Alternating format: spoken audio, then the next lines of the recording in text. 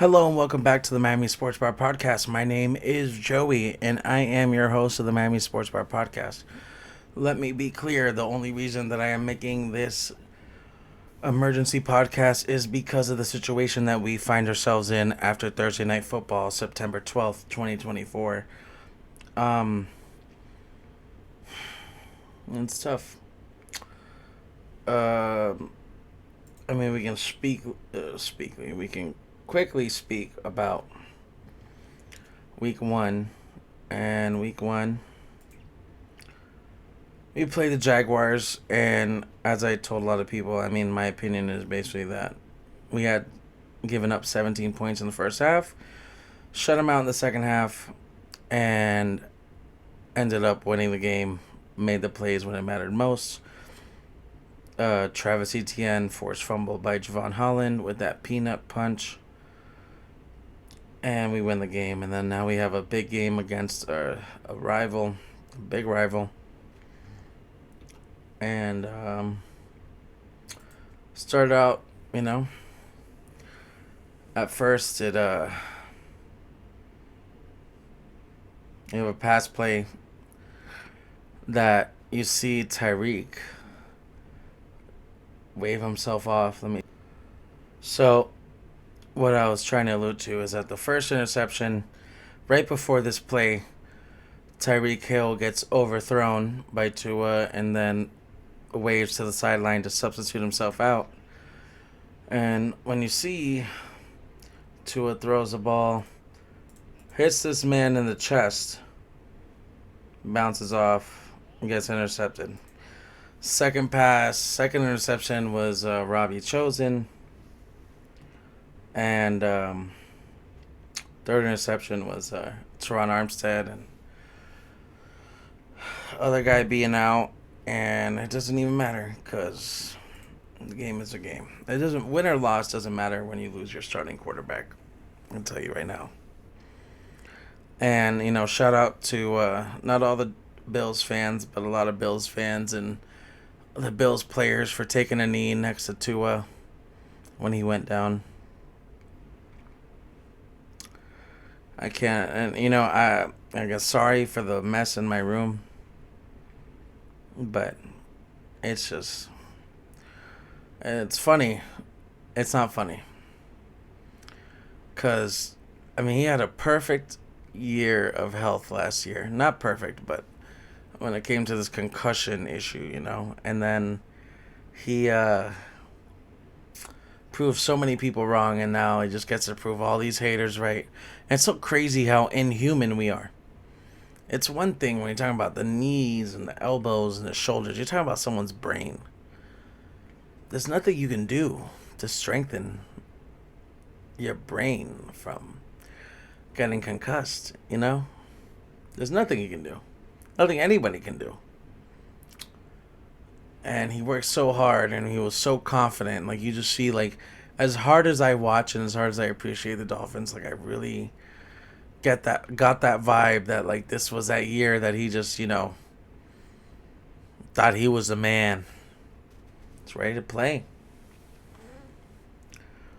And he gets cut down like that, And on a 4th and 4, literally on a 4th and 4, this guy's over here and everyone's, oh, why didn't you slide? Why didn't shut up. You don't know. It doesn't matter why he didn't slide or why he didn't do this and that, why he didn't protect himself in the right way. These are second to millisecond type of decisions that you make play in and play out. That's why the quarterbacks are so revered, because they make, the great quarterbacks make the great decisions all the time. And if he didn't get hurt, what a great decision. It's a first down. And the funny thing is how many people were calling for Skylar Thompson, saying Tua threw that third. The third interception was probably the real interception that was on Tua. And they were calling for Skylar. And as soon as Tua got hurt, they were booing Skylar. You fake fucks. So many of you Dolphin fans Like, I get it. Like, it's just a game. It's just fun. It really is. But, like, so many of your opinions are just swayed so easily. And some of your opinions are so strong, but strong bending the wrong way. It's almost like you treat it like politics. You can't be dissuaded. You can't have your mind changed because you already think something, which I get some of it. The Dolphins have been a letdown for a long time.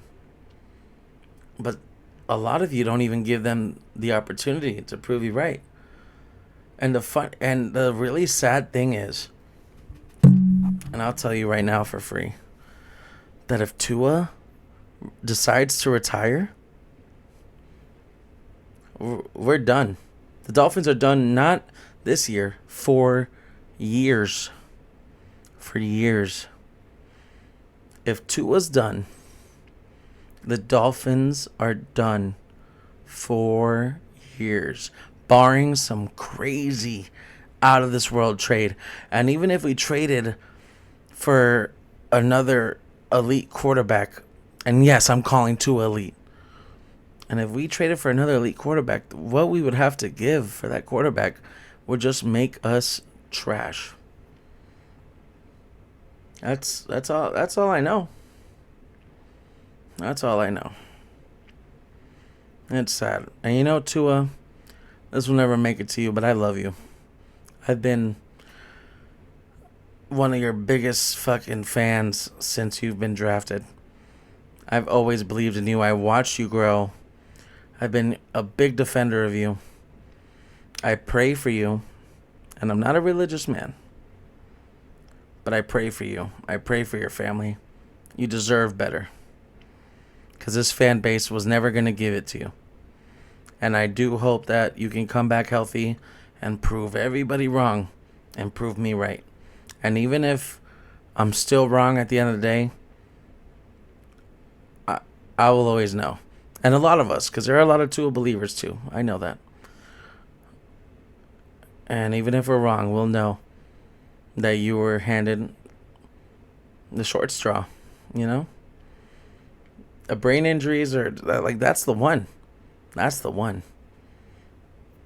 Because you overcame the hip injury. You overcame broken ribs. But the one thing that, it's not up to you. It doesn't matter how hard you train. Are concussions. Anyways, that's it for this quote-unquote episode of the Miami Sports Bar Podcast. I love you guys. Please make sure to love yourselves. Prayers up to Tua. We love you, Oos. We'll see you against Seattle because I know that's how strong you are.